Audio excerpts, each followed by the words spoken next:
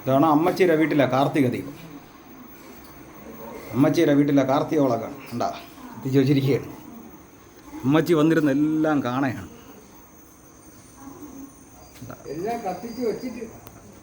കത്തിച്ചൊക്കെ വെച്ചിട്ടുണ്ട്. നിങ്ങൾ സമാധാനമായിട്ടിരിക്കും.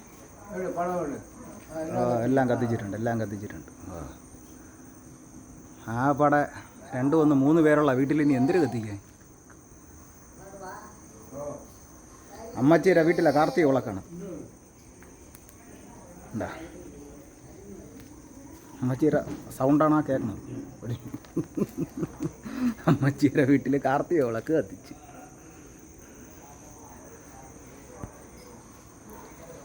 അമ്മച്ചിയുടെ വീട്ടിലെ കാർത്തിക വിളക്ക് കത്തിച്ച്.